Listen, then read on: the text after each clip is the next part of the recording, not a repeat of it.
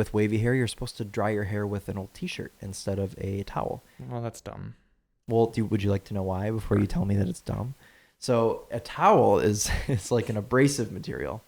So when you dry your hair with a towel, it roughs up the surface of the hair and it makes it frizzier.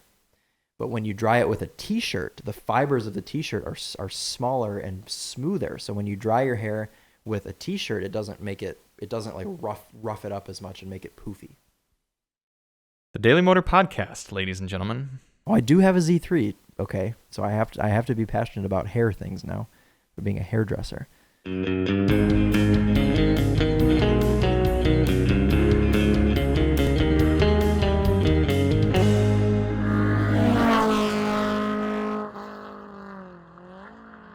No, I'm a fan of Not a big fan of effort.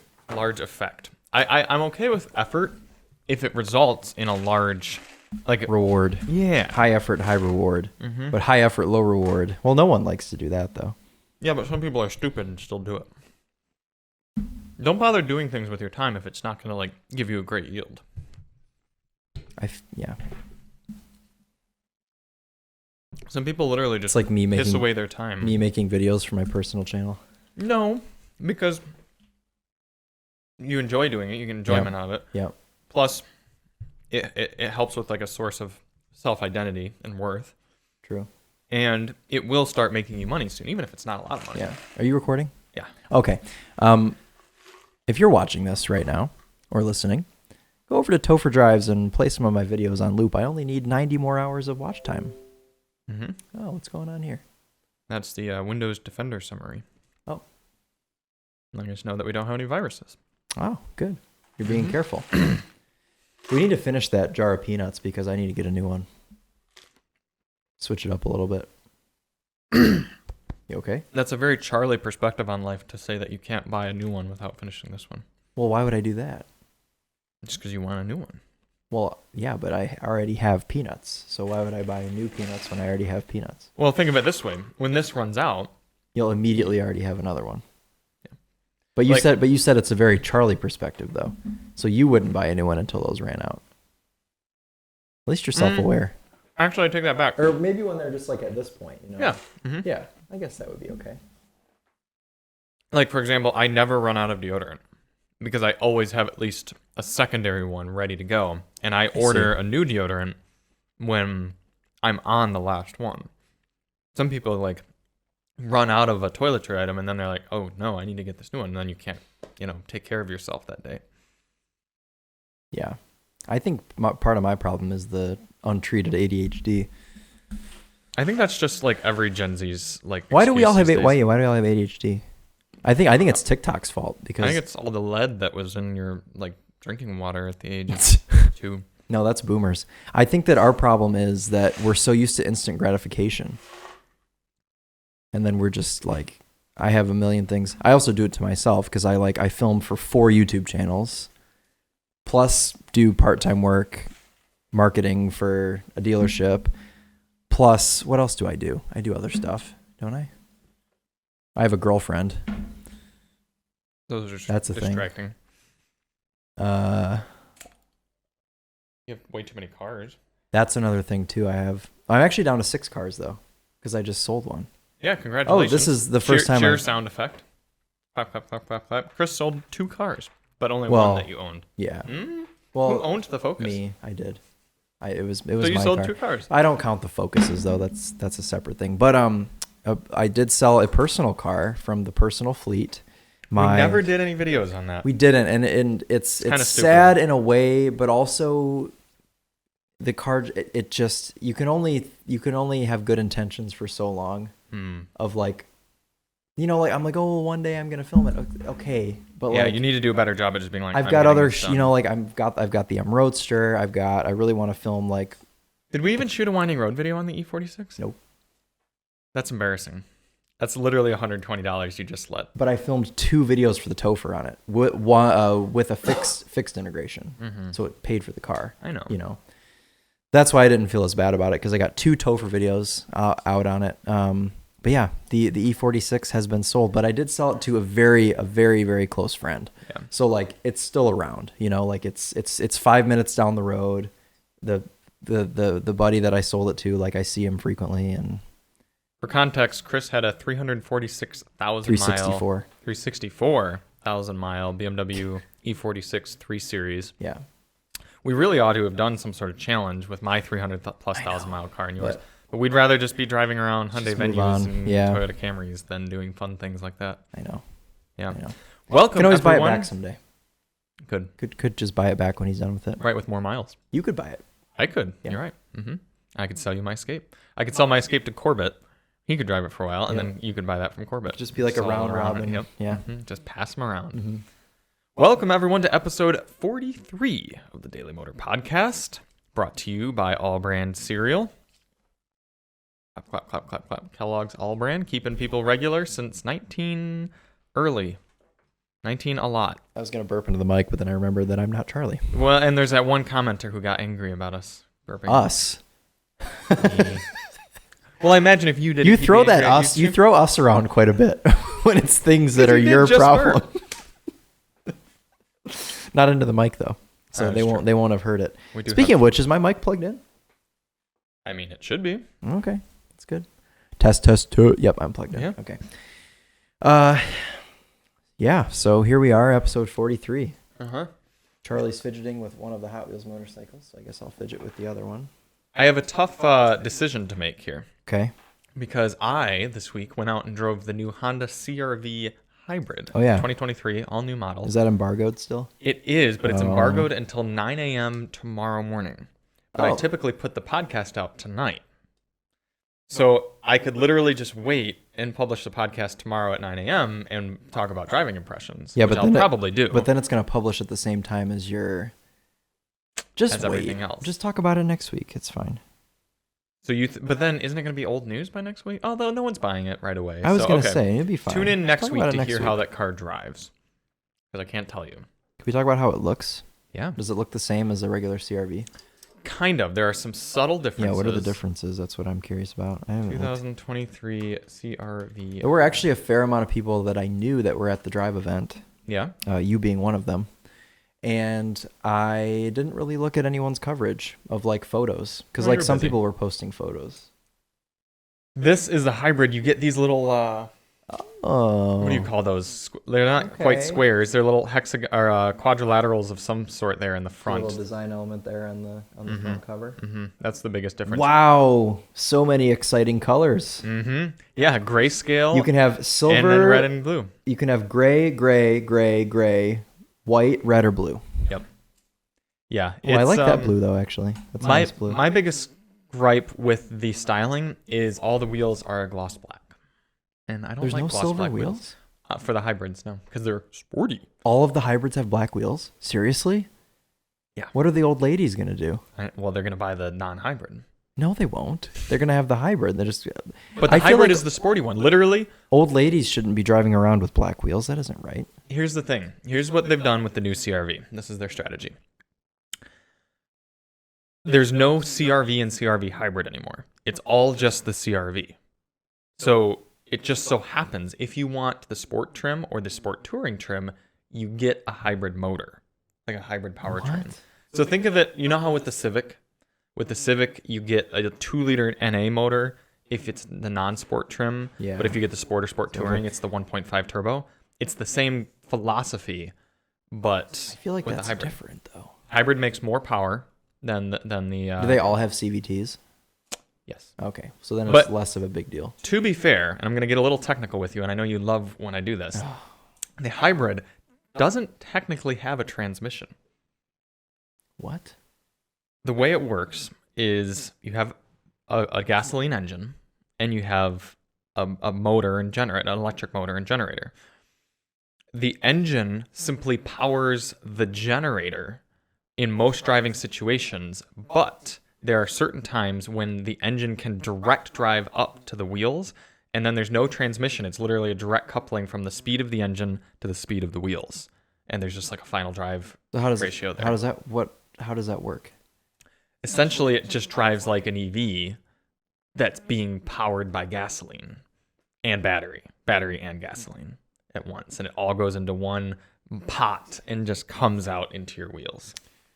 Okay. It's simplified. A lot of people call it an eCVT, but it's An not. eCVT. It's not super correct. It's more of it's the electric motor. I'm a fan of the IVT. That's the what I like. Intelligent variable transmission. That's just a CVT, but with a chain. I like it because it starts with an I instead of a C. I think you just like T. T? Yeah. AT. Turbo? Automatic transmission. Oh, no, I don't. Oh, MT technically is your favorite. MT, maybe. But you would take like a good 8-speed. All of my cars are... No, they're not all manual, actually. That's not even close to true. No, not at all. Sorry. I do love a good ZF 8-speed. The 8 HP, I think. That's like the best automatic. That's the best torque converter transmission, in my opinion. Yeah. Every car that they put it in, it's better. The Charger and Challengers, better because of the ZF. All of the Jaguar SVR cars and everything, those are great with the ZF. All the BMWs have that. So many cars use that transmission. It's great. Which is why I don't understand when cars just don't have that transmission when they should. What were we driving recently that I was like, this needs an 8 HP? We were driving something and I was like, this car is great, but it needs the ZF 8-speed. And I forgot what it was. I'm trying to think if we've had any performance-y type cars recently that didn't. Maybe have it was the ZF 8-speed. Lexus IS. Could have been. Yeah, probably. The transmission in that car is just horrible. I don't want to say it's horrible because it's like smooth, but it's... Even the 8-speeds that aren't from ZF are pretty good, like the Maverick's 8-speed. It's quite good. I think 8 is the proper amount of gears. Oh, I know what it was. It was the Bronco Raptor. Bronco Raptor could have done very the well. The Bronco Raptor needed that ZF 8-speed. Yeah, that's a good call. Yeah. And companies have to pay a little bit more, I'm sure, that's to get the ZF 8-speed. But I think it's worth it. Nathan and I were discussing this over the weekend.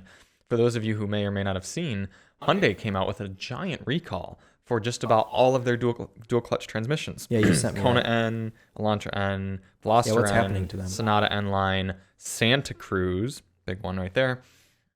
I don't know exactly what's going wrong, but either way, it's a stop sale, so none of them are able to be sold until they're fixed, and it's a big recall. Oh no! And Nathan was like, "Why do companies do DCTs? Like, just use a normal automatic." DCTs DCTs always have issues. You're right, and it's the whole Ford lawsuit that happened with tough theirs. technology. And he was asking me why do companies use them. I'm like, well, they're technically a little more efficient. Because again, to get a bit technical with you here, standard automatic transmission, you've got a torque converter, which is a lot of fluid in there, and you're technically losing some momentum to that fluid in a normal transmission, but it's because Americans like things to be very smooth and easy, and so we like that softening out of the shifts. Yeah. In a dual clutch, it's a direct connection. There's no fluid there, and it's therefore losing less momentum. It's just all going from engine to the wheels. Yeah. But you're having these trade-offs of you have to kind of feather clutches in order to make it smooth enough, and whatever issue Hyundai is having with these. Lots of computer things and brain, Yeah. So I don't think it's worth it. I really don't. I think just put in a proper generic torque converter automatic, call it a day. Yeah, I want to talk about this new BMW M4 CSL. Okay. I sent you an article a few days ago. Mm-hmm. And I think that maybe I texted it to you because I can't find it in Facebook. So maybe I texted it to you. I'm bringing it up here. Okay. So BMW has been known, right, in the past to advertise less power for their cars than they actually make. We saw this with the Supra, with a lot of M5. M5s. So anyways, this new M4 CSL, it's like the new slightly faster, slightly grippier, slightly twitchier M4. And they've rated this car at 543 crank horsepower, which usually, obviously, you lose power from the crank. You would be guessing that this car would be putting down just under 500 horsepower to the wheels. 500 would be a very respectable number. Yep. So someone bought one, I would assume, or this is a press car or something. Regardless, somebody put one on a dyno, and it put down 596 horsepower to the wheels. 596 wheel horsepower. How can they be underrating their cars this much? This car is making over 600 crank horsepower. Here's my question for you. And I think I know my answer, but I'm just going to pose a question to you and to the listeners. And I'm also about to sneeze. Oh, bless you. You happy I didn't do that into the mic? Yeah, but you're not going to edit that out. No, I'm going to leave that in. Okay, good. Do you think that BMW is putting their cars into some sort of dyno mode when it senses that it's on a dyno and it's actually like overboosting because it knows it's just going to be for a short period of time and it's actually like putting out more power than you'd actually get in a realistic drive scenario? I think there are a lot of factors that go into dynos because there's also different types of dynos that read higher horsepower than other dynos. So I'm sure that this could be some sort of a weird thing where, oh, maybe it's reading a little bit high. But regardless, there's been so many instances, though, with all sorts of different dynos, all sorts of different BMWs. They always make more power than they're rated. I mean, Supras were making like 50 more horsepower than claimed. So I don't know. It's just we're going to be driving this car in just a few weeks. And I'm terrified to drive it, actually. Is it rear-wheel drive? Yes. That's ridiculous. Yeah. No one should have that much power sent to the rear. I mean, we saw that with the CT5V Blackwing, which actually was fairly manageable. No, that car was manageable. This won't be. I'm telling you right now, this is going to be impossible. It's going to have no grip. But it's going to be all over the place. You know what? I might not even drive it. Maybe I'll just ride with you. Chris, is there a certain reason why you're wary of M4s? I'm terrified of M4s because I did a 180 in an M4 once, and it scared the crap out of me. So just leave it in M1 mode. I know. Well, here's the thing with this car is it's I feel like it might be a little bit more manageable than I'm thinking because they're all automatic. And obviously you'll still be able to set it up in whatever mode you want. If you look at the seats though on this car, the seats, if you think the current carbon seats are hardcore, the seats in this car have like these crazy like side, like they look like full on like carbon racing seats. So you're saying my balls are going to be even better tucked in and held by these seats? Yes, your balls will not move the entire time you're driving the car. But my shaft might. It might. Well, it Straight depends up. though. Straight up. Yeah. So look at this. Look at the side profile of the seat there. Wow. Look at that. Those look like a crib or like a baby's car seat. Can you think of how difficult those must be to get in and out of? Well, here, for reference, here's the regular seats. Yeah, that So makes that's it what look the regular quite seats, approachable. Yeah. Well, I mean, those are terrible to get in and out of, as well. But look at that. Yeah. You're telling me that there's going to be journalists that are large at and Test Fest. crotchety. Yes, and old, very old. I don't think that they're going to. I think that these cars are going to sit around because no one's going to actually want to drive them.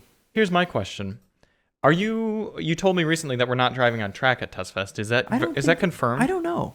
Someone told me that. I don't remember who. I think it was Braga. She would think she would know. Yeah, maybe it wasn't Braga. It could have been somebody else. Okay. But I just know that I don't think that we're driving on track this year. I don't think that we're even going to be at the. What's the point? The M4 CSL just doesn't need to exist on street. No. Does it come with those helmets? That'd be nice. I'm excited to drive the new BMW M2. That's not going to be there. I know, but I'm still excited to drive it. There aren't going to be. I mean, it's going to be this M4 CSL and the new X1. That's going to be like the only. And the 50th anniversary M3, which is the same car, just has different badges on it. How do you feel about the new M2 looks? It's okay. I don't hate it. I don't hate it either. You know what? Okay, so when this car got leaked, it was in this weird like light blue. Yeah, that color. And it just looked weird from the leak pictures, but then the actual launch photos, it's bright red, and I quite enjoy the red because, as you know, I like red cars. You know what I like better? The old M2. Although obviously the old one looks better. It just does, especially in the CS trim. That is a proper look. That is just a properly pretty vehicle. Yeah, this is actually one of my favorite cars of all time. I've always driven the CS?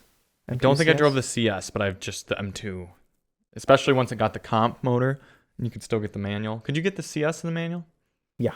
Okay. Yeah, that would be the one I have. Wasn't this what you were driving when someone allegedly may have seen you go sideways around a corner when you weren't supposed to be going sideways around a corner? May have been it. What it was. I forgot what the story was. I just like vaguely remember. There's an intersection where there's a stoplight and then a stoplight about 200 feet in front of it. And if you can take a left and then a sharp right, and the roads sort of triangulate. So it's like, instead of just sitting in one light to go straight and then continue straight, I took a left, which was a protected green that I could turn left at, and then just proceeded to take the right and then another left and get back on the same road that I was on. So nothing illegal. Were you sideways though? But I may have hung the rear end out. And another journalist who happened to see me, bless his heart, he was a very mature, like just like a mentor type attitude about it. He called me in to his office the next week and was like, I saw what you did there. Like that's really stupid. You shouldn't be doing stuff like that. But like it was cool of him to like keep it between us and because it was a learning moment for me. But he wasn't like a douche about it and was like told our boss or anything. Right. Yeah. Yeah. But yeah, it was. I mean, the M2 is just that type of car. Yeah. You know what? The car that encouraged the most irresponsible antics of any press car I've ever driven was Focus RS. It's just the right blend of power, usability, and attitude that you just want to be a total knob with it. You just want to because you can go anywhere. You can go dirt roads, paved roads, corners. It doesn't matter. But everywhere you go, you want to be an asshole. I need to put you in my dad's. Oh, I bet. I don't want to because I don't want to be a douchebag in his car. But you have to. He's got grippier tires on it now too. Oh He's got Indy 500s on it. Mm-hmm. The Firestone tires. Yeah. Yeah. So why did you go with those? Did you get them for him? No, Stu told him to get them. Really? Yeah. Is that what Stu uses? I guess Stu ran those on his. I don't know. Either way, though, my dad has a Focus RS, and it was kind of like his midlife crisis car. Still has it. It's a cool car. Yeah, he bought it brand new in 2016. Mm-hmm. How many miles? 30,000. So he's done some decent driving with it. Yeah. Yeah, and it hasn't blown up or He anything. dailied it for the first 4 years that he had And then it. after he needed a chiropractic correction, he decided he should daily his I wouldn't F-150. want to daily that car. Well, he just had one car. He had one car. He bought that car because it was all-wheel drive. He's like, oh, sweet, I can drive this year-round. Yeah. So he bought it, and we had a set of winter wheels and tires for it. And then he was like, okay, well, I'm just gonna get a big truck to drive around. So he leased an F-150. I get that. So now the RS, he maybe put a few hundred miles on it this year. It just sits a lot of the time. Why don't you tell our listeners and viewers what happened to your father's F-150 this week? Oh yeah, so he just got a brand new F-150. Just leased it. It's got like this one's blue.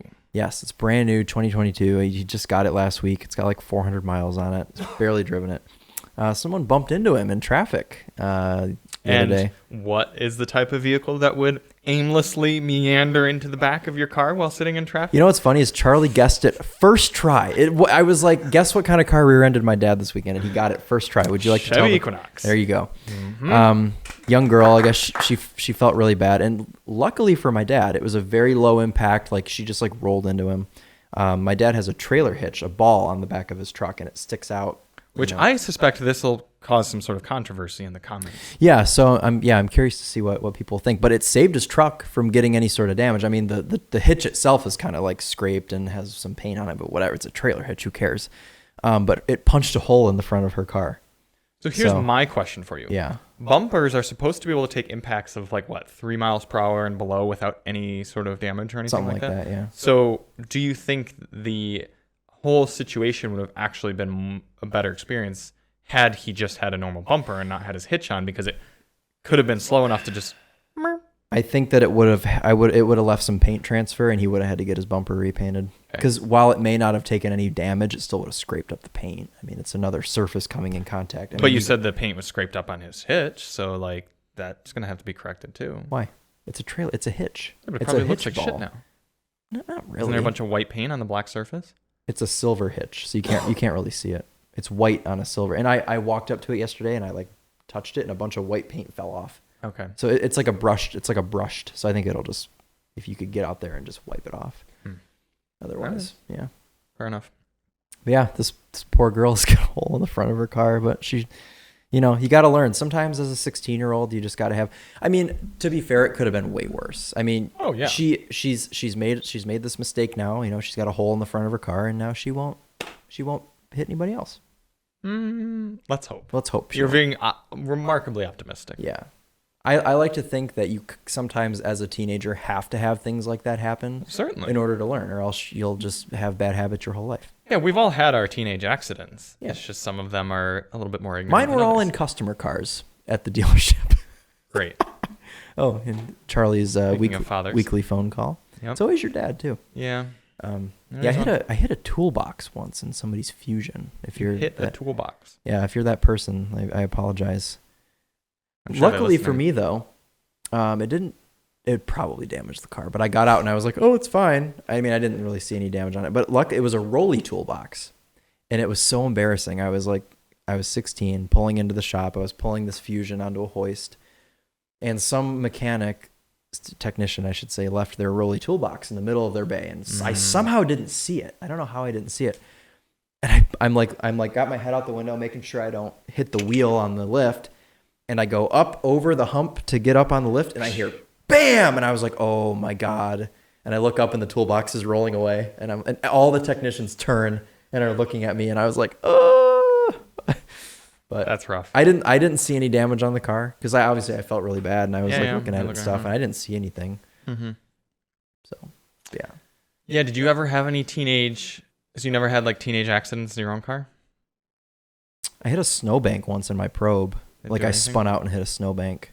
No, I don't. Were you e-braking? Yeah, I was drifting. I don't think it damaged anything. Okay. Did I ever damage? I used to hit my other buddy's probe on purpose. Does that count? No. Then no, I don't think so. Okay. One time there was a 90-degree corner in our bus loop at our school, and my buddy and I went out, and it was one of the first snows of the year, so it was nice and slick out, and everything was like a nice few inch layer of snow, and we were out screwing around. Were you in your Focus? No, it was in my Taurus. First car. With the foot e-brake? Yep. And I wasn't even like drifting. We were just driving too fast. Oh, okay. And I just came into the 90 degree and I was like, it was a very progressive like, oh shit. And it just slid right into the curb and just pow right on the wheel. And it just like cranked the wheel of the car over, like bent and broke some suspension. Oh, I did that last year, and though. cracked a wheel. I did that. It was similar to what you did in your E46. I barely damaged anything though. Yeah. I only broke one. I broke one component. Did you break more than one component? Yeah, the wheel. Oh, the wheel broke off. Yeah, and my wheel was fine. Yep. Yeah. So you just understeered and went. Yeah, it was directly. Did the wheel come off? Not come off, but was it like sitting flat on the ground? Not that dramatic. Okay. I think I was able to nurse it like down the road to the shop, but like it needed a new wheel. Okay. Yeah, it was not great.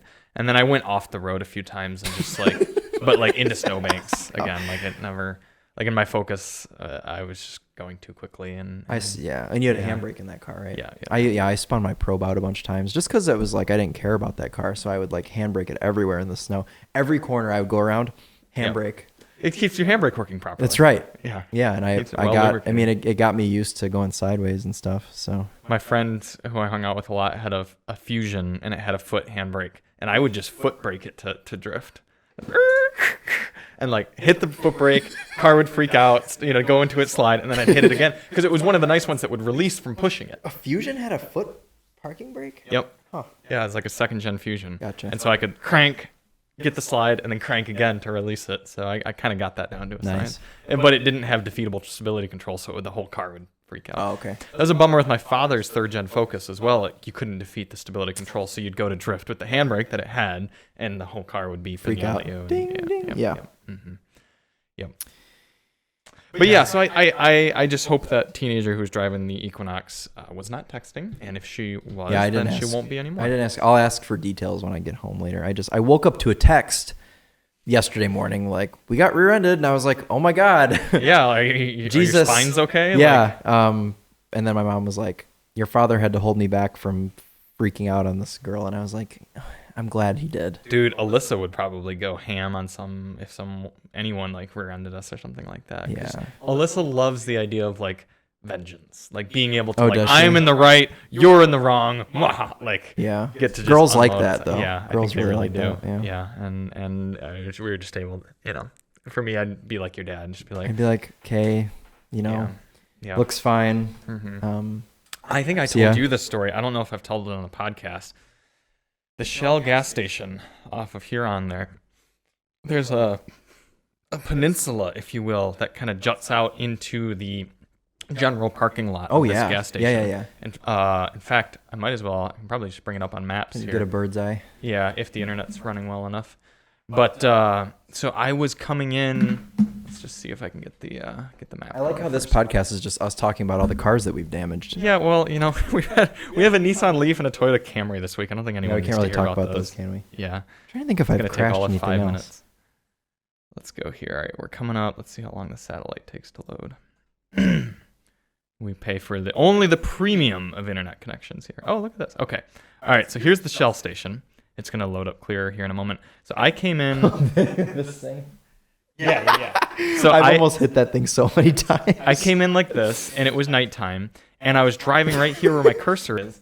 And you can see my cursor. And I was looking to the left into the pumps to find an open pump, and I didn't realize. I mean, this thing juts out further than an entire parking spot. I don't know why they think that's necessary to have. And I was in a Mercedes E-Class wagon, and I hit this going probably 8 miles per hour or whatever. Bam! And kudos to Mercedes. This thing hit this proper curb with both wheels and just went right up on top of it. And nothing was damaged that I could tell. Like, it totally absorbed it. Yeah. But, oh, my goodness. I was, like, surprised the airbags didn't go off. It was... hit pretty hard. It really woke me up. I was like... I didn't know that's the one that you hit. Yeah. I was just talking like, about this is the one that I've almost hit. Oh, down here as you're pulling out. Yeah. Okay. That one is a bitch. Yep. So, yeah. Well, thanks, Fun Mercedes, for making a good... Yeah, proper cars, Mercedes. Didn't that car eventually get totaled anyways? I think this was our second Mercedes, the one that we had after it gotten totaled. Gotcha. Yeah. The first long-term Mercedes E-Class wagon at Car and Driver was parked at a Buffalo Wild Wings parking spot. In fact, we already got the map up. We might as well just... Was it the one that was right here? No, it was actually the one in Ann Arbor. We'd have to go over this way down the highway, past 94 or 23, right about here. For anyone who's just listening to the podcast is very bored today. Sorry. Buffalo Wild Wings. Yep. Now this will load up. It looks very gritty. Yeah. Well, Ann Arbor is built on a grid system. Yeah. it's just all black and grids. And the editor had taken the wagon over to Buffalo Wild Wings and parked it. You know how when you typically have a nicer car, you survey the parking lot and you try to park kind of far away from things. So he had parked, I want to say it was about right here. For those of you listening, it's a parking spot with two, like there's a double row of parking spots, the type you could pull through if you wanted. And he wasn't near any other cars. Well,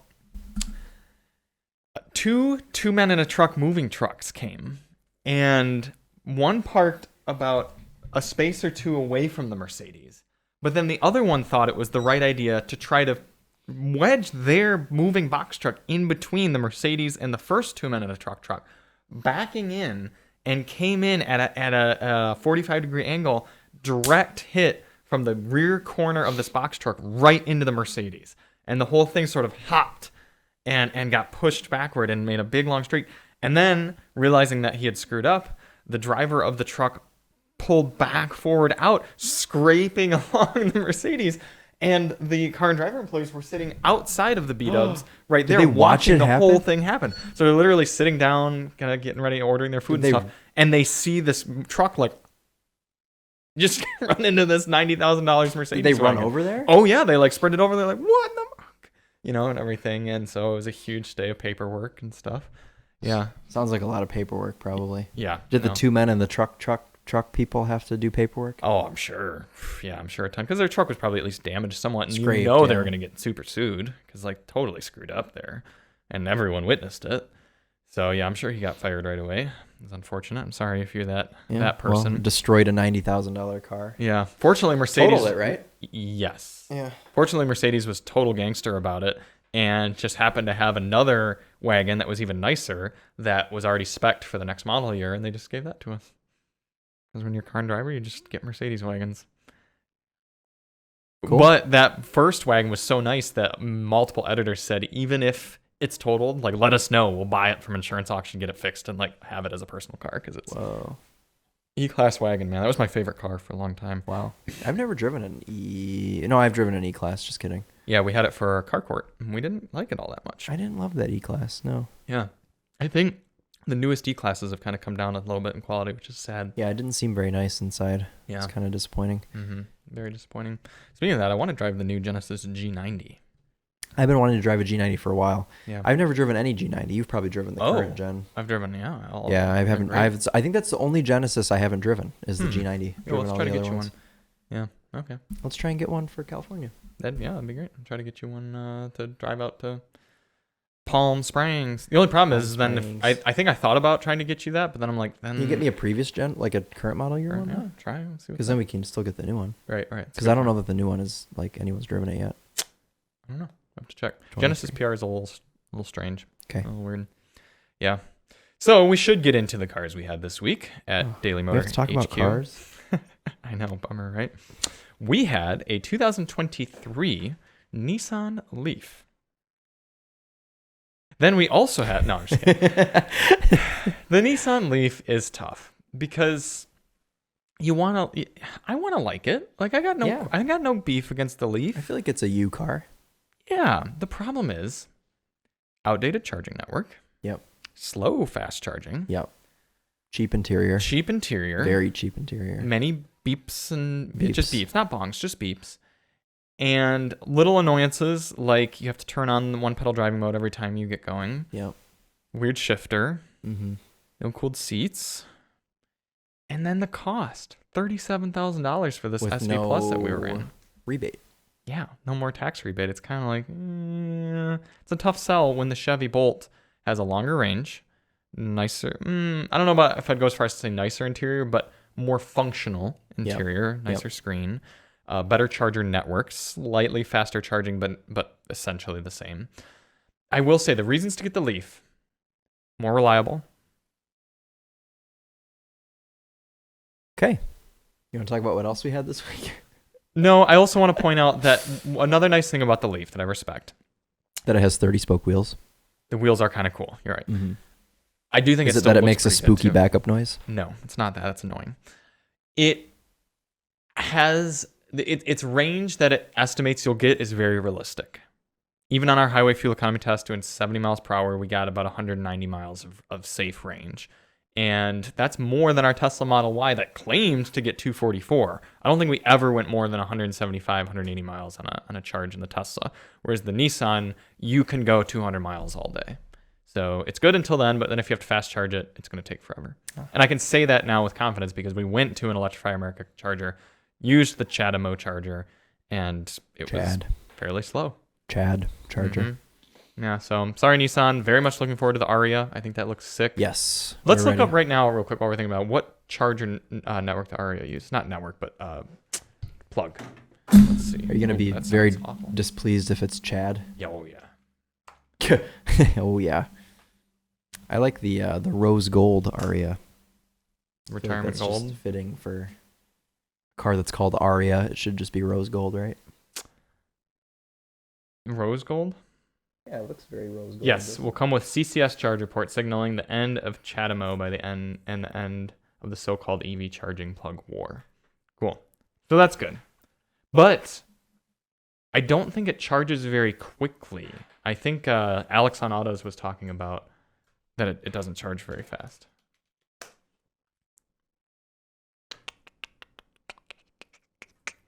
Rate of 130. That's not too bad.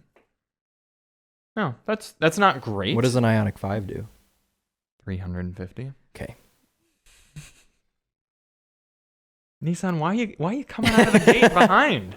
We want to like your stuff. Yeah, we do really, because I don't know, Nissan's made a lot of really cool stuff in the past, and I wish that they would just continue to come out with. Do you think it's the French influence that's made Nissan not as good? What are they? Is it Renault? Yeah. Maybe. Right, because like up until 2010 or so, like a lot of Nissan stuff was real cool, real good.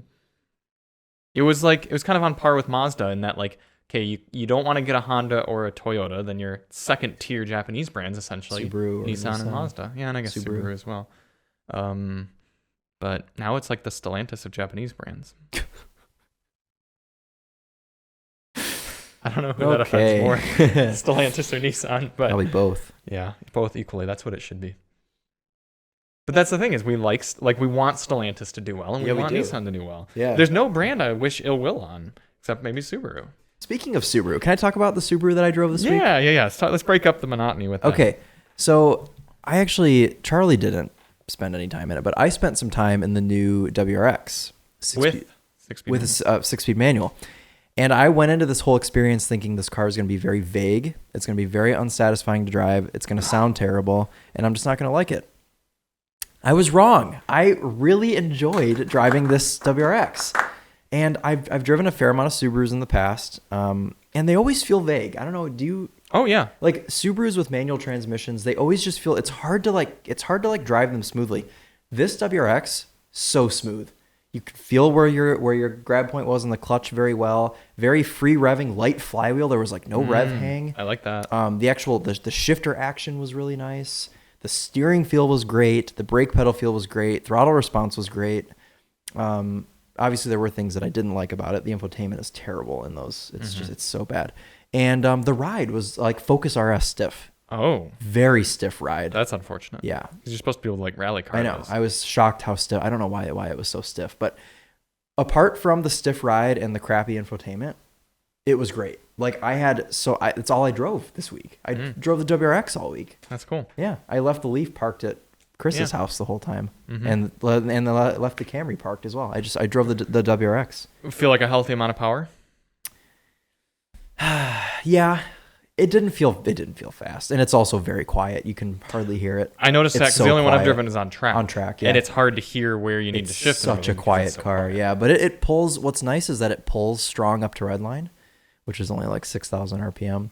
But I think if you put like some equal length headers and like an exhaust and just like I can't wait to hear what douchebag things that flat brim hat Subaru bros are gonna do. I know. It's that's the shame about Subarus, but you know, I've always been mean about Subarus, and I've never liked Subarus ever. Like I never even as a kid really liked Subarus, but I loved driving this WRX around for 3 days. Steering it was feels so good? fun. Yeah, the steering was great. Steering was great. Like all of the like inputs, great. I quite like the way it looks too. I like the blue color we had. Yeah, okay, the blue. Yeah, you got to get it in a dark color because you don't like there's the cladding. Orange. Oh yes. Well, that's so that you can use drive-throughs. I know. So if you're gonna get a new WRX, dark blue or black, those are your choices. Okay. Because I think the bright colors, unless you're gonna like color match your cladding, it just doesn't work for me. Yeah. I don't know. Did you enjoy all the noises that it makes? No. So I drove the Topher and his wife and his kid to the airport in that car. Is that the first time you've driven a baby? No, I've driven my little cousin around before. Okay. We got in the car or whatever. You know, I'm in the front buckled. The Topher is buckled, but Charlotte is in the back seat and she didn't have her seatbelt on. Right away, the Subaru hated that. It freaked out because it was like bling, bling, bling, and it doesn't just get twice as loud. It gets like 10 times louder. So we're leaving the driveway and Charlotte's like, "Oh my God, what is that?" And Chris is like, "See, that's what I disabled on my car." And I was like, okay, there you got his BRZ. I didn't know you could disable that. Yeah, his doesn't. I don't even think his car chimes. That's nice. I think he just like got rid of the chime. Chris had to pretty much un-Subaru his Subaru. Yeah. In order to make it more I quite like driving his BRZ too, but there's still a vagueness with that car. Same with the GR86. There's a vagueness in your inputs. Not steering, but like your clutch, accelerator, and shifter. There's just like some vagueness, and the WRX did not have that. It was very. It felt like a very proper driver's car. Like it just, it's opposite of what I was expecting. I wonder if the GR86 had to have a little bit of vagueness for the Toyota people because it was like a co-developed car. Possibly. Because Toyotas have to be very like smooth. Yeah. And, like, I just, I was shocked and I have no reason to want to not like Subarus. No, I we just joke don't about like it, them. but yeah, it's just like I think the Outback is dreadful. Right. But I love it's mostly just because we are not the target market whatsoever for most Subarus. But it's not even. I mean, you know, we can joke all day about who they're driven by, and we can profile people. But I just hate the Outback because it sucks as a car. But it doesn't. Yes, it does. The WRX though, it's great. The new one's great. Let's talk about this. I want to spend. Let's break down some of your feelings on the Outback. Okay, go. Sound system's terrible. CVT is terrible. The climate control doesn't work on the inside. I think it's hideous to look at. I think the interior is ugly and cramped. and it's too expensive. I think those last 3 points are all wrong. I think it actually looks quite good. I think it's remarkably practical inside. It's got a very durable interior that you can fold the seats flat, and it's kind of that. I mean, it's a wagon for gosh sakes. No, You should it's like not. wagons. It's not a wagon. You should like wagons. For not a many wagon. years, Car and Driver defined a wagon on if its proportions are at least the Subaru WRX or Subaru Outback or more. I think only Volvos are wagons. If it's not a Volvo, it's not a proper wagon. Or Daily a Motor Mercedes. top tip: only Volvos can build wagons. Only Volvo can build wagons. Yeah. Are you telling me that you would consider an Outback over a V60? No. Okay. No, Problem I mean, you're solved. not wrong about those first things you said. And there's plenty of things I don't like about it, but the I just phrase you don't- I don't used like the Outback. was the Outback, it doesn't work as a car. And you're I don't think it doesn't work as a car. I just just think it's. said I that. think it's. No, I didn't. you said it's a bad car. It's- You said it's the worst option in its class. Okay, so that's a new thing you're saying. All right. That's what I meant by it. It's the worst option in its class. What do you consider that class? The compact crossover? What I don't know. Whatever. U.S. or U.S. news. That's what I was gonna. I think that's a compact crossover probably. Okay, so you take the Honda CR-V over it. I'd take Hyundai the Tucson, Tucson, I'd take the CX-5, Bronco CX-5, I'd Sport, take the Bronco Forester, Outlander. Yeah, you'd probably take an I'd have Outlander. over. Rogue, yes. Have a RAV4, Rogue for yes. sure. Tiguan, yeah. Yeah, I'd have a Tiguan over. Sportage, I haven't driven yep. the Sportage, so I don't Jeep know. Cherokee. Would you take a Jeep Cherokee or a Subaru Outback? Jeep. Okay, so but how about not you, but rather like your cousin. I might have it over the Equinox though. There you go. Your cousin comes to you and says, Chris, because I know you have thousands of I cousins. do have a lot of cousins. Yeah, and they all come to you for car advice, and they say, Chris, I've narrowed down my choices to a Jeep Cherokee, a Chevy Equinox, a GMC Terrain, a Jeep Compass, and the Subaru Outback. Where is the Outback? It's not even on here. They probably put it in midsize because they're stupid. Okay, well then go to midsize. But that's not on midsize. It's a compact. They're just wrong. What do you tell them? Well, I wouldn't tell him to buy the Subaru. Why not? What if she's like, I really like the Subaru? Well, I'd tell him to get a Mazda CX-5. But she said, I'm not considering any of these cars except for the ones that I Well, then have picked out. I would say, well, then I'm not offering my advice if you're not going to buy a Mazda CX-5 or a CR-V or a RAV4. So U.S. News and Reports does put it in wagons, but it's the last wagon. Okay, so what are our choices here? There are 4 wagons currently. Volvo V90, brilliant car. Volvo V60, brilliant car. The Audis I haven't driven, so I don't know, but I assume that they're fine. You've probably driven the Audis, right? Well, we've been in the RS6 Avant. Yeah, That's quite good. that was a nice car. I thought it was kind of boring, but it was nice. And look, even U.S. News ranks it last. Yeah, but it still gives it an 8. And look, it starts at $28,000. You said it's too expensive? I'm just saying. The Outback, I don't like the Outback, but I think You don't like the Outback. But we can't say that it's bad for everyone. No, it's not bad for everyone. I just don't like it. Okay. I'm allowed to not like it. No, yeah, you're of course you're allowed That's to probably not like it. it was probably my least favorite car that we've had. Well, that's just because you haven't had a Subaru Ascent yet. Yeah. You guys are pretty passionate about how bad that one is. Yeah, but This anyway, turned into us being mean about Subaru. I was WRX. talking about.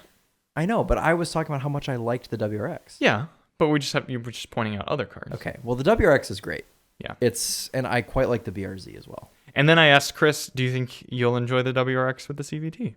I don't think I will. Yeah. No. Maybe you can just be sick that week, and you can just conveniently not. I'm drive hoping it. that it's at least like a good like spec with Recaros and stuff because you can get some cool Recaro seats. In Yeah, I those. wonder if we can see what our spec is The gonna one be. that I drove was kind of it was like mid grade. It had like the nice bigger wheels, but it had the base like cloth seats, which were fine. I had no problem with the seats. I thought they were fine. Do you know what the price was? Excuse me. You did that one in the mic. I not on purpose. It slipped out. I don't know that it had a Monroney. Okay. None of the cars have Monronis anymore. Well, there's a Monroney shortage. Yeah. WRX GT. Bright red. Yeah. Okay, that helps. Does it have Recaros? Let's see. Jack, is there a Monroney? Yep, it's loading up right now. Oh, it's not going to come up on the This is going to TV. be the most expensive I guarantee it's a $40,000 WRX. I have to look over here once it loads up here. Yeah, I am not a fan of the looks of the red. Charlie, it's not a CVT. It's an SPT. The hell does that mean? Subaru Subaru Performance Performance Transmission. Great. Maybe it's going to be great. Yeah, I mean, hey, we shouldn't. Does it have Recaros?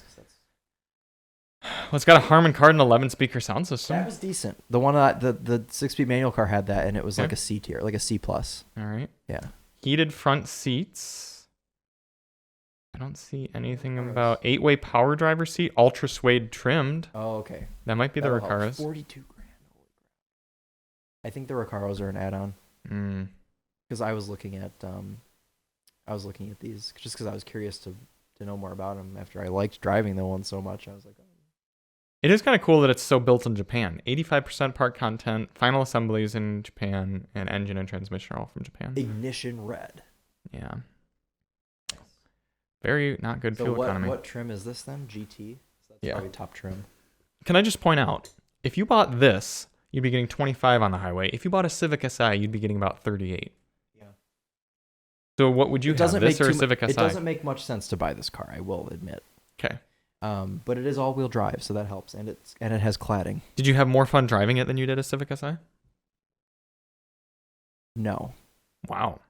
I would say they're about equal. Though, you know what? No, I'm going to change my answer there. Yes, because the Civic Si has rev hang. I do despise the rev hang in the Civic Si. And the WRX does not anymore. Okay. Subarus used to have rev hang. Mm-hmm. Well, the BRZ and all those cars still have a little bit. Does it still sound like a tractor? No, it sounds like an inline four. It just because it's so refined and just quiet and everything. It just kind of doesn't make any noise at all. Does it make fake noise in the cabin? No. I like that. It doesn't make any noise. You like if you have music on, you can't even hear it. Okay. I hit limiter so many times without knowing it. I'd have my music like half up, and I'd be pulling out into traffic, and I'd hit my 1-2 change, and then I'd be on it. And I'm like, why am I not accelerating anymore? And I'm like, oh, I'm bouncing off the rev limiter. You just, all right, you can't. Cool. Well, that's the WRX, folks. Yeah. So I am looking forward to driving. We have this next week. I don't know. I'm looking forward to driving that. Honestly, I mean, I'm looking forward to it, but I'm also scared that it's going to ruin the WRX. We are getting it next week. I'm glad though that I was able to spend time in the manual car, because now I know that if I hate this, then it's because of the transmission. That's true. Because that could trigger me in a whole way, and I could be like, everything sucks in this car. But now I know that it doesn't. Okay. Yeah. Before we get to our third car that we drove this week, the CRV, or not the CRV, that's the fourth car we drove this week. The Camry. Which you can't talk about. Which I can't talk about. You have a new hat. No, I've had this.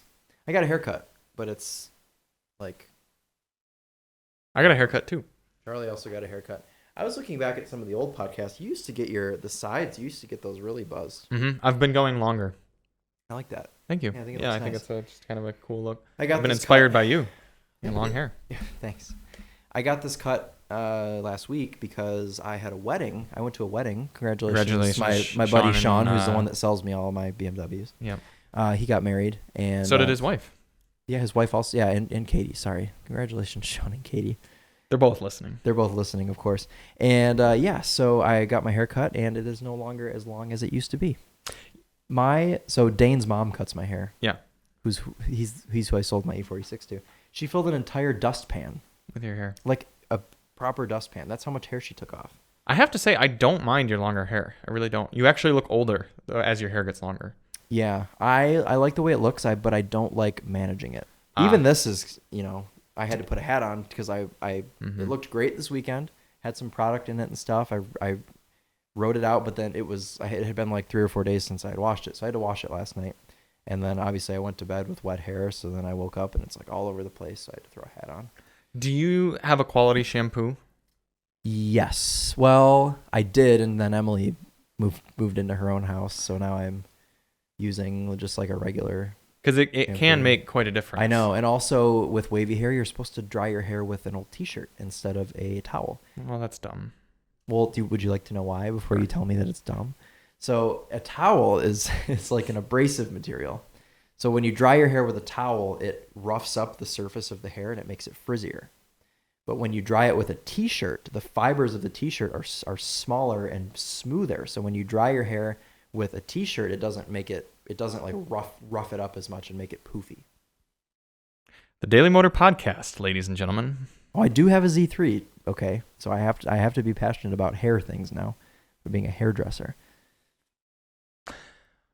Could you just use a microfiber towel, or would that be the same thing? You could probably use a microfiber. Yeah. Okay. Yeah. All right, I'll tell Alyssa use a. I was gonna say, yeah, maybe I should try using a microfiber. Well, does she have curly hair though? Oh, kind of. It's wavy. Charlie's doing this thing now. He's writing down interesting things to. It's to help you viewers. What are you writing?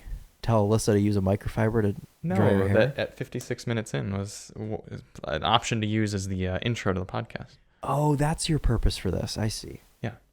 Yeah, so that I don't I need to was skim through the misunderstanding. podcast trying to find this stuff. Oh, good news. Next month's Pokemon Go Community Day is Teddy Ursa. The Daily Motor Podcast, ladies and gentlemen. Yeah, and the shiny Teddy Ursa is green, so that's going to be cool. Green Bear. Yeah, because the regular one's orange. I like when shinies are very different. Sorry, I'm That's getting okay. off topic.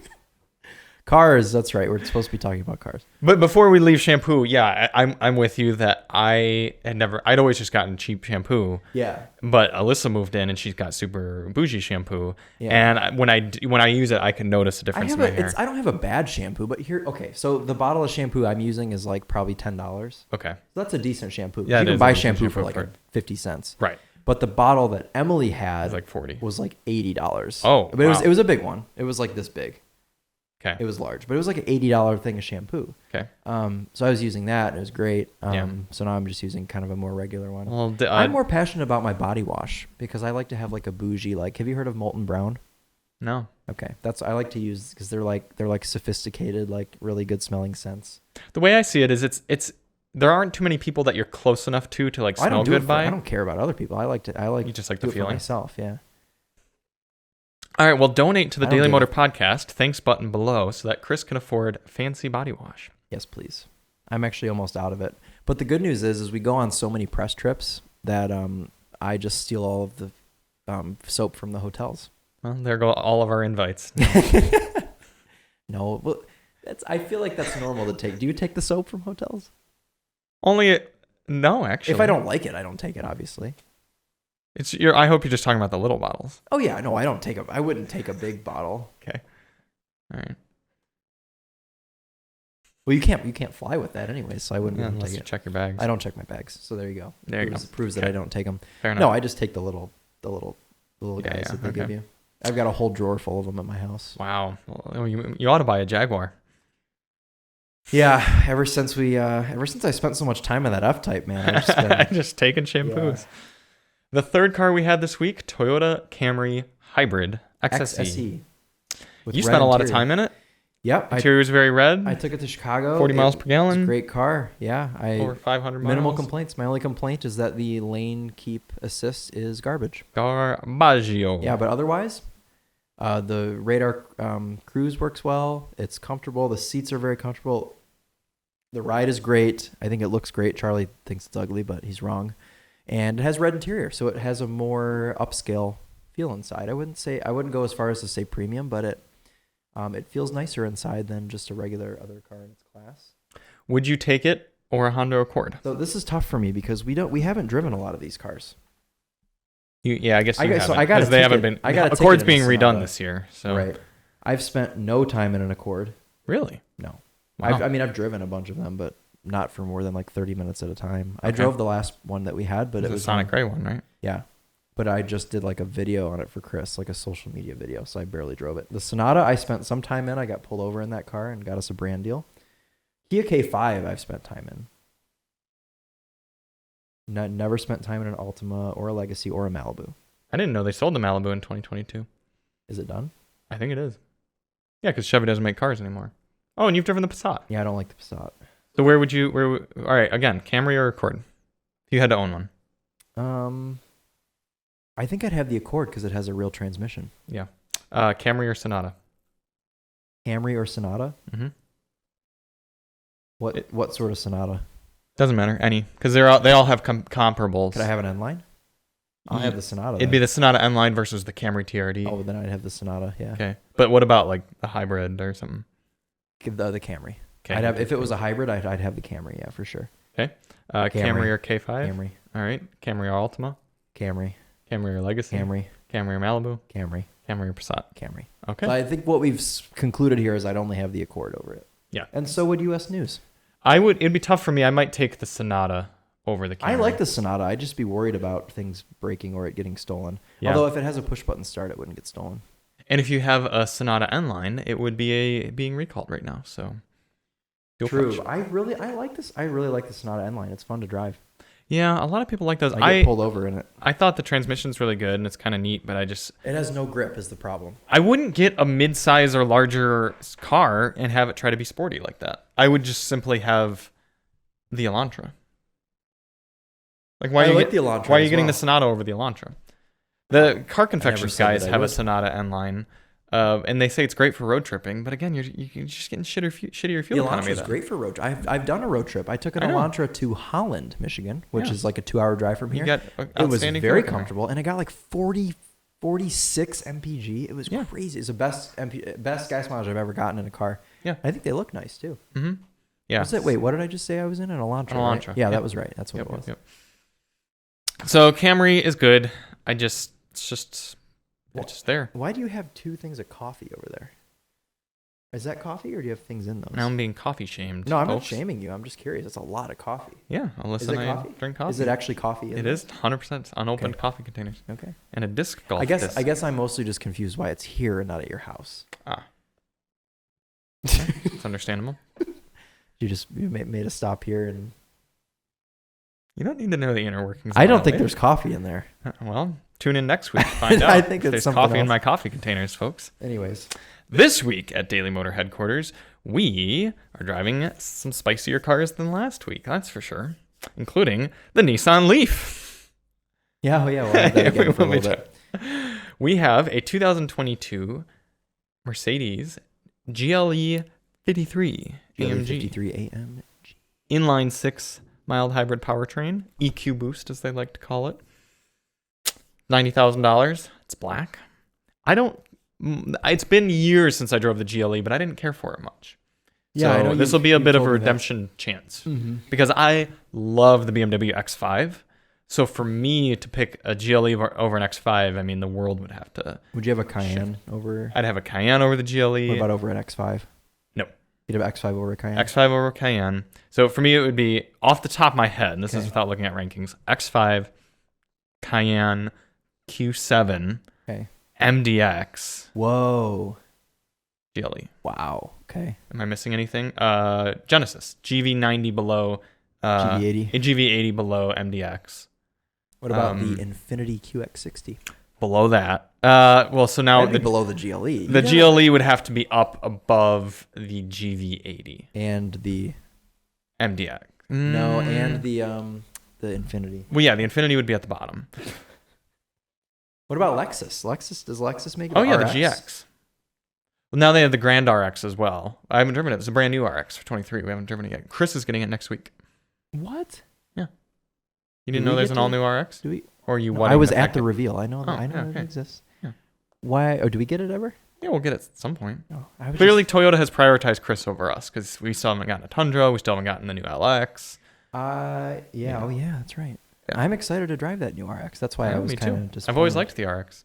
Yeah. No, I saw it get revealed. It was really cool Okay. at All the that week long event I was at. Yeah, okay. They pulled the cover off of it right in front of us. It was, Oh. it was cool. Yeah. I always love doing that because then I'm like I almost feel like I have like a bond with the car at that point When you were there for the... Yeah. because I was there for the Integra and that was really cool. But then I was Yeah, we still haven't disappointed. gotten one of those Everyone either. talks shit about the Integra, but I think it's nice. I like the it too. Yeah. No, I would love to spend time with one. Super luxury cars. No, we want... Where are SUVs here? Is this... Oh, why is this not listing...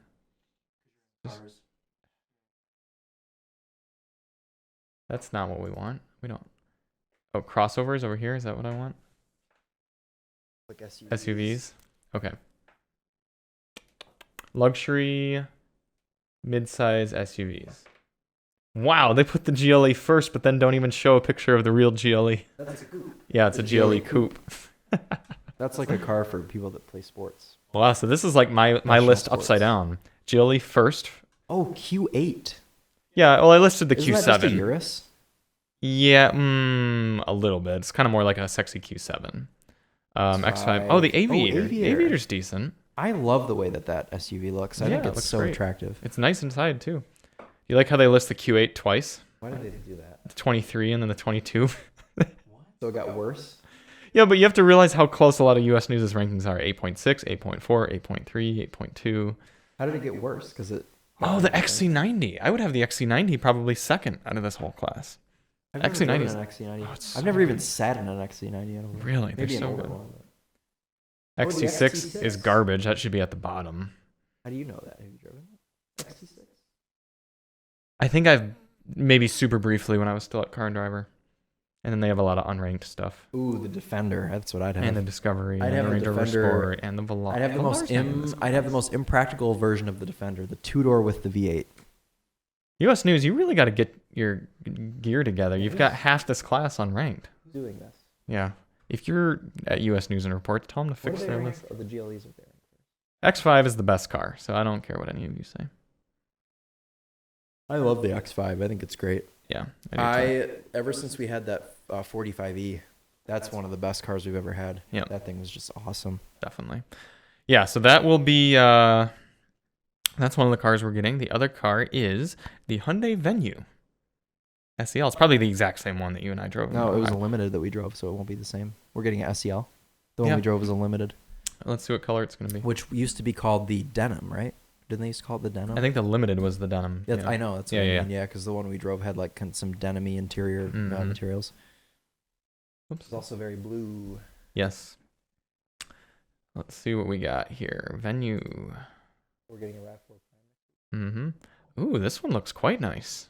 Ooh, pretty. Is it black? It looks like a dark black, maybe a blue, if this photo. A dark black.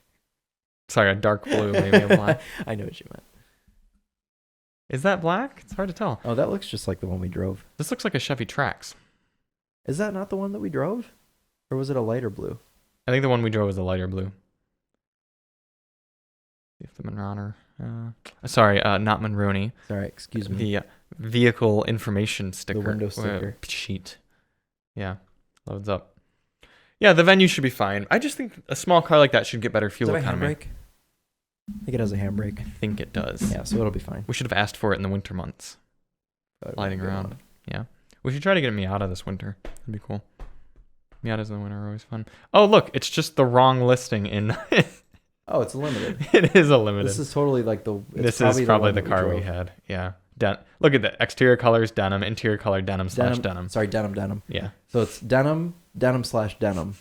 That's the color of the car. Denim / denim. $23,000 car. It's got floor mats though, at least. Oh, the Leaf did the not. Nissan have Leaf those. did not have floor mats, and they build it in Korea. Ulsan.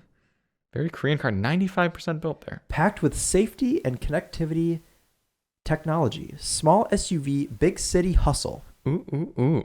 Well, it's got some buzzwords. Huh? Yeah. This car is kind of fun because it's one of the few that doesn't have a Kia counterpart. Are you going to big city hustle this week?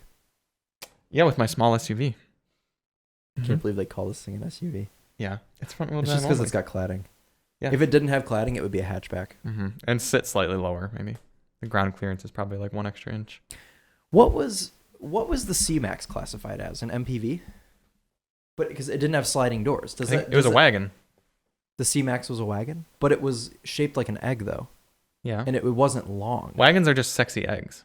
But wagons, I feel like wagons should be long, and it's the the C-Max proportion. wasn't. Jalopnik did a whole article. Okay, on so this. what, in your opinion, then the C-Max was a wagon? Yeah. Interesting. But wasn't it shorter than the Escape? Maybe, but it's about proportions. It's not about total length. Right, but the proportions of it are more like a hatchback than a wagon. What makes a wagon a wagon? Oh, good, Jalopnik. Yeah. 2 rules. First off, that's before we get to rule 1. The cargo area of an actual station wagon must have its own associated side window area, either via separate side windows or, in the case of shooting brakes, a portion of an elongated rear side window. So here's a little visual. It has to have its own window space. Okay. To be a wagon. C-Max have that? Let's see. I think we need to buy a C-Max. I would love to buy a C-Max. Energy. Yeah. Oh, energy. Got to get the energy. Yes, it did. See, there's a little bit of window back there that was dedicated only to the cargo area. That's a European one. I think Yeah. do they still sell them in Europe? Probably, yeah. Such a shame that the U.S. buyers didn't like this car. So you see how there's that little bit of window space right there, whereas 2014 Focus hatchback Okay, so it does. The Focus hatchback by Rule 1 also has a little bit of window for the cargo area. Okay, so then you got to get to Rule 2. Rule 2. Roof must cover at least 50% of cargo floor. So roof right here, ending very short in the Focus, and that's why it's a hatchback. The C-Max, though. The C-Max, if we go back, has a lot of roof going over the cargo. Does it, though? Yeah. See a back view? Go to the back view. That's a very small photo. No, I don't know. That's a Euro one. Yeah. That's a lot more. That's at least 50%. I think the argument can be made there. I mean, obviously we don't have direct measurements, but yeah, I think that's the argument is the roof goes a little bit further back. So it's a roof proportion deal. Gremlin is not a wagon because it doesn't have a window. Third generation Honda Civic hatchback is technically a wagon because the roof covers more than 50% of the cargo floor. It's a shooting brake. It's not loading, but photo there. Yeah. Jason Torchinsky. Yeah. There you go. There's the photo there. Oh, it's kind of a proportion thing. Yeah. I guess I just don't see it in the C-Max. So then let's go to the Subaru Outback. Is it a wagon? Well, the old Outbacks were very, Yes. very wagony. I think where this gets a little bit more confusing is what gets considered to be an SUV over a wagon. Yeah. Did they facelift the 23 Subaru Outback? No, it does look worse now, doesn't it? The roof Such argument a there is going to be hateful tight. thing. Oh my gosh. They did make it look more anime-ish with this, didn't they? Like it's got a face like... Yeah, this one looks better down here. Which one? Oh, yeah. Oh, that one looks way better. Yeah. I don't mind these. I think those look okay. Who's your favorite? No. I think these look okay. Yeah, the older Outbacks are cool. This one looks proper. Look. This one Our office is being torn apart. What just happened? Just my speakers. Why did it fall? Why did it fall? So I hit him with my foot. Oh. This one's got like a proper camper. Mm-hmm. You like your Outbacks to be very functional. I know. Yeah. Yep. Yeah. The Hyundai Venue should be a car. Yeah. Mm-hmm. No, yeah. I got no qualms with it. No It's problem. cheap. No big deal. Very cheap, right? Like 23. limited? Yeah, 23 grand for like a top trim. Yeah, and you can beat the snot out of it. Which review am I shooting?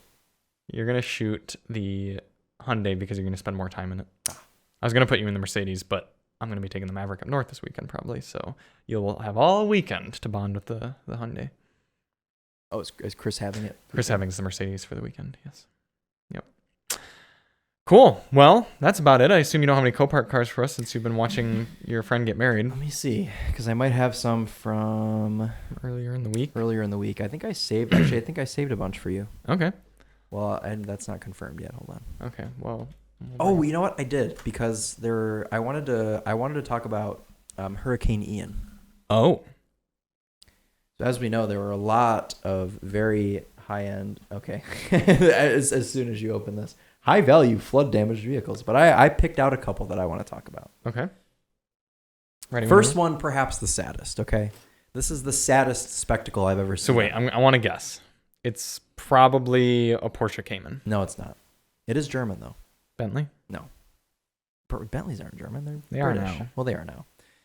622 502 22. This, okay. Yeah, this is sad. 1974 Wait till you see it. BMW 2002 It's a turbo. 2002 turbo. turbo, and it looked proper. It was in proper M colors, livery. This is how they came. White. The Yeah. turbos came like this? Yeah, Okay. this is how the turbo came. That's factory. This wouldn't be that bad of a car to have flooded out, because how many electronics could have been in Hardly this? any. Yeah. Why don't we should just buy this? Okay. Is it like waiting to be put online? Yeah, it's not on sale yet. This will But probably anyways, still sell for like what, 20, 30,000? Oh, yeah. Easily. Even if it's moldy, I mean, Okay, now I've got one that'll make you very sad, I think. it's probably it's better not be a LeSabre. No, it's a Porsche. Okay. 614 378 62.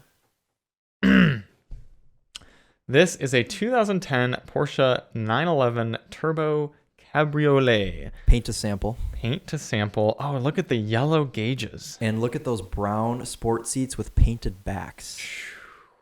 Somebody had their baby taken from them. This was somebody's, like, they spec'd this. They planned on having this for their entire life. Water level was over the roof. Yeah, this thing's destroyed.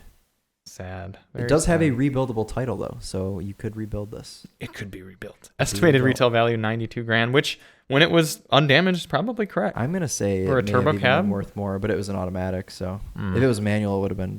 More. Did you see what they listed the color as? Cream. Cream, yeah, cream. That might actually be the name of the. I don't know what the actual like paint to sample color is of this car. Mm-hmm. This car is making a bit of a buzz online. I've seen a couple people talk about it. This color is Hudsonville ice cream, French silk. Yeah, is this color? It's just such a shame. You see all of these cars being destroyed, and whatever, the odd Lamborghini, Ferrari, whatever, that are just like normal specs. But then you see a car like this that was actually passion. This has got to be a one of one. There's no way there's another 911 like this. This has got to be the only one with these brown sport seats with painted backs, paint to sample, wheels in exterior color, yellow gauges. Somebody loved this car, which kind of makes me wonder why they let it get flooded. Maybe they had a nicer car that they saved, or their family and loved ones. One of the two. True. Yeah. What else do I have? Because think about it. Imagine you're a dad in the flood. You've got a family of 4. But it's coming though.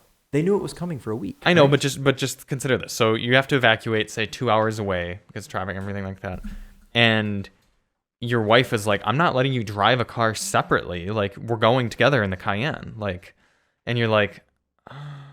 Oh, I would just be like, no, I'm going to take my car. It's fine. Emily, if you're listening. Emily would support it. Her compass would break down on the way. She'd be left there. I was going to say we'd leave the compass. Yeah. I've got a few more if you want to see other flood cars. Mm-hmm. Would you like to see a Porsche or a Bentley? Bentley. Okay. 621 47692. This is a 2015. This is what I was expecting you to bring up originally. A 2015 Bentley Continental GT3R. Wow. Yeah, so this one was flooded. I don't know what water level was at. Look at the seats. They're like green. The green interior, yeah. Water level was low on this car. How can you tell? Because there's a sticker for water level. Go to the quarter panel picture. The close up on the quarter panel. Yep, you got it. And it shows water level. Yeah, this is cool. This car didn't flood super. Engine might be fine. Yeah, I'm sure the carpet's toast and all the electronics that are on the floor are destroyed. Mm-hmm. Did you ever hear of the car and driver editor who flooded an Aston Martin? No. So this is a good one. It was around Michigan, right around here, is in Ann Arbor.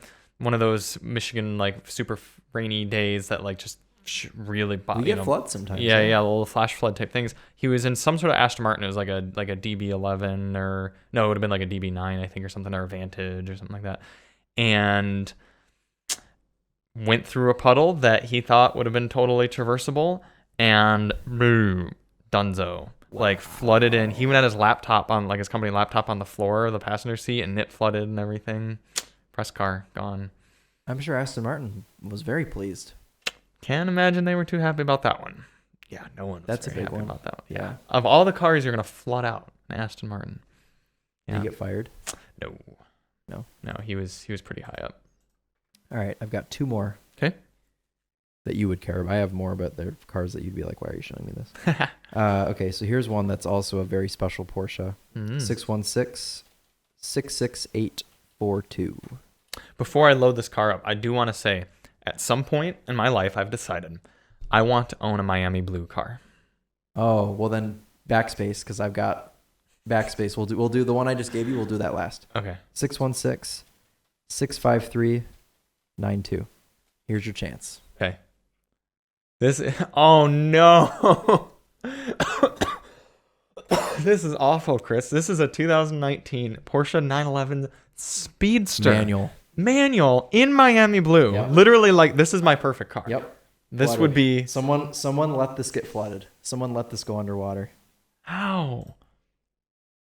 Actually, the water level was pretty low on this car. Yeah. Yeah. Although I don't know that I believe that, because I feel like hold on. The bid is already at 42 grand. Yeah, look at the interior. The seats were underwater because you can see all the water that was on the seats. I think they're being a little generous with that water level sticker. Yeah, this boy was. I would buy this to just have it sit so I could look at it. I was gonna say, yeah, you could like get the interior cleaned really nice so it didn't stink, and you could just stick it in your family room, and it could just be a non. I'd watch TV from the seat of my 911 Speedster. Mm-hmm. Beautiful car. I don't know. I don't know how you just. I don't know, man. Someday I want to own a Miami blue car, even if it's a Macan. I don't care. Yeah, you can get. Yeah, that's like a standard color now for Macans. I'm pretty sure. Mm-hmm. This is like I think one of the best car colors for me.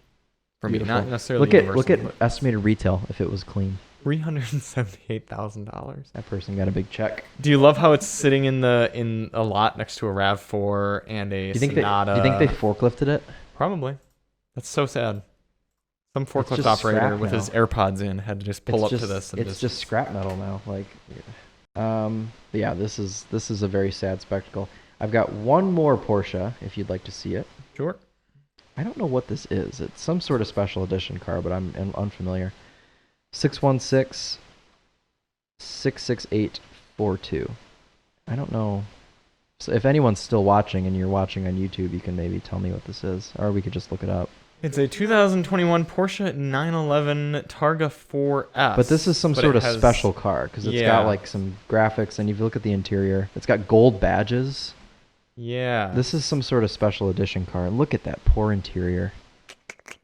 Very gold inside. Water level's pretty high. It's got a racing number 50 on the outside. Here, let me look it up.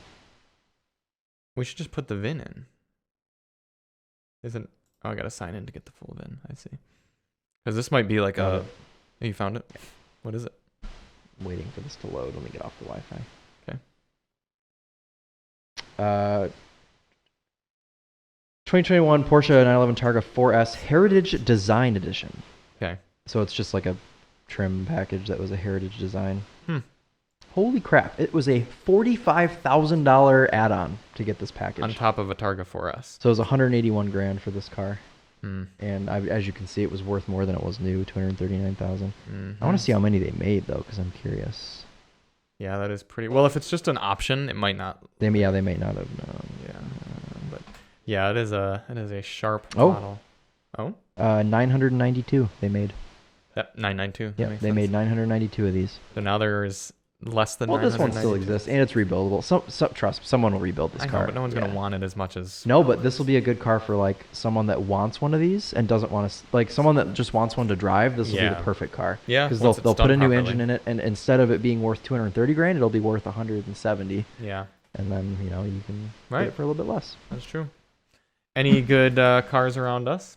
Let me see if I've got anything saved. Okay, the bid's already at 62 grand. I already showed you this Suzuki motorcycle, right? This SV650. Yeah, here's an interesting one that you might like. I don't know, you might not like it though. I don't know. Okay. 581-62112.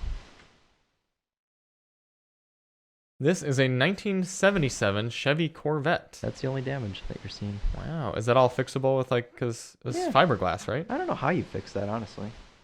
Maybe I got to get a whole new front clip for it. Yeah. My father's always liked the C4 or C3. That's a C3. You hate the C3. I hate the C3. That's right. I forgot you hated the C3. Yeah, that's all fiberglass. So you probably have to get a whole new all the way back to there. Oh. And then up into there and stuff. Oh, here I have one that you might like more actually. Okay. Is it a C5? No, it's a Mustang. 614-22112. This is a 95 Mustang GT. I actually do like this. Manual. Yep. Black, very classic Mustang wheels. Yeah, and it's been drifted into something. Yes, Mustangs tend to do. I wonder if it was a human body. Other side. Yes, that is a good amount of damage. Someone slid that into something for sure. Can you just put a new fender on there? You'd have to weld a new one in, but yeah, you'd have to cut that quarter out and weld a new one in. Okay. And a door, it looks like. Pure sale. Yeah. Might want to keep an eye on it. Yeah, that's not. I told my buddy Nate's got one of these, and I was like, this would be a good parts car for you. Yeah. You know? Yeah, absolutely. These are not very fast, but they're cool. Yeah, make a lot of noise. Ooh, look, this one's got an exhaust on it. I love the 3-spoke wheels. Yeah. Is that weird of me to like? No, this? no, I like that too. It's very 90s. Yeah. Yeah, handbrake. There Black you go. interior, manual. Mm-hmm. It's got an intake. Yeah, I'm sure this thing has definitely not been abused at all. Back seats are in pretty good shape. Oh yeah. Cool. Well, thank you all so much for tuning in to episode 43 of the DM Pod. We'll be back next week to see if the GLE has earned some redemption in our eyes. It's redemption for me. It's a new impression for Chris. I had a quick side question that I thought about before the podcast. Okay. Do you think it would be worthwhile and interesting for us to shoot a video where we tier list every car that we had this year? I would love to do that. Okay. Let's do Like it. if we just look at the entire list and go through each one within just like 20, 30 seconds and say like where we'd rank it S to F. We just have to be kind of quick about it. Yeah. And Because just quick few thoughts. we could go on a tangent about shit, you know. Right. Well, the cars that really like deserve, like if it's fighting for like an S class, S tier spot. The Volvo V60 is S tier. Yeah. We can agree on that. Right. But there's cars that we probably wouldn't agree on. Yeah. Oh, definitely. Things like. So would we have our own? No, list? we'd have to come to a We'd have to consensus, come to a consensus. as a duo. We'd have the it would just kind of be like, Okay. Yeah. So we'd be like, okay, Camry Hybrid, B. Yeah, B. B. Yeah. Okay. Okay. Honda Passport Trail Sport. B. We're gonna have a lot of B cars. All right, Nissan Leaf. C. Yeah, I'd have to go D. And I know Really? it sounds harsh. I could. But if sway you're to gonna D. have an E and an F tier, you got to get low. I mean, True. that means C is average. Like C to D is average. Outback Wilderness. E. E. Is anything F? Maybe let's save our used cars for F. Oh, we'd have some If some we- used cars. like What if did we we've drive that was terrible? There's definitely been some terrible cars around here, like that. I'm sure Stu's had some real garbage around. I know, but we would have had to have driven it though, right? Yeah, I suppose we have Filmed to it? at least drive it. I drove. Oh, Polaris Slingshot F tier. Oh, I wouldn't give that enough. Oh, would I you think give it? I think we'd have to settle at E because I would give it like a C or a D. Really? Yeah, I didn't hate it as much as you, but you also drove it in Dearborn in traffic. If I would have done that, And I'd in the probably heat, also and in the rain. Yeah, And without earplugs. Yeah. Yeah. I just drove it. I just zipped it around here. I didn't film anything on it, so Yeah. I just kind of zipped it around when I had to move it out. Yeah. But What else? Let's dig back a little bit. What have we had like a while ago? Mustang Mach 1, Oh, the Mustang Mach 1. B. B.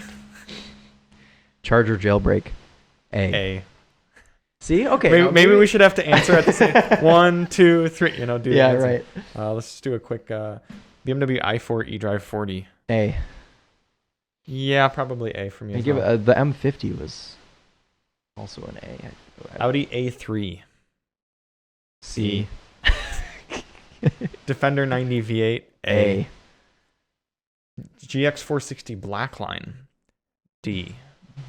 I'd give it a B, so we'd have to settle at C. Let's see. Unless we want to try to argue. I like the GX quite a bit. I do too, but it's just dreadful. I like the It's a stupid car, that and I GX like was it. But the GX was great because we had that car right when all the construction was really bad, yeah. and it still is really bad in Ipsy. But this was when it was first bad, and no one knew how to go anywhere or use anything, and the traffic was terrible. And I just took the Lexus GX and drove up on the curb and drove around everybody. Right. Yeah. Yep. That's fair. Lexus LC 500 convertible. S. EV6 GT line. B. B. What did you say? Yeah, B, but I'm B, like B yeah. minus. B minus. Acura RDX. B. B. It's just car. You can hustle If it's that just thing, car, though. it should probably be C. I would give it a B because I like the all-wheel drive system, and you can hustle it pretty Pretty hard. good sound system too. And a good sound system. Nissan Kicks. C. I think it might go down to D. Really? Why? What was wrong with it? Well, we'd have to decide if we're evaluating on like DM criteria, like if it's a good car I think for it should its just class, be. We should come from our heart. or if it should be I like. kind of like the Nissan Kicks because I just like drove it too fast around corners and squealed tires, and it was like a $20,000 little disposable, and it had speakers in the headrests. That's which true. is cool. Forte GT. A. B. B. A. B. Somewhere Yeah, in B there. plus. Yeah, B plus. The BMW iX.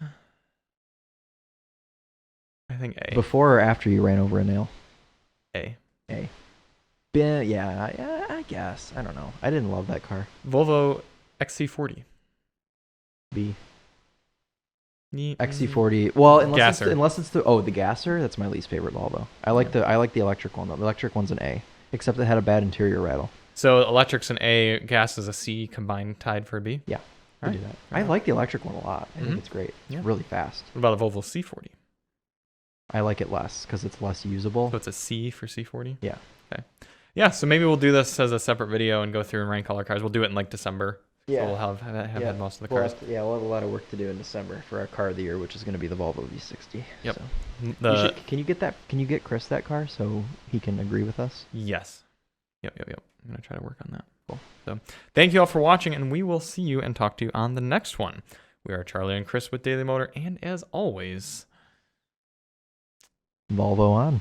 Volvo. Gosh, yeah, I guess that's the best advice we can give you. Mm-hmm. Yeah, we got a lot of really nice feedback on the Volvo V60 review because everyone likes Volvos. Did people like my part about putting the mattress into the car?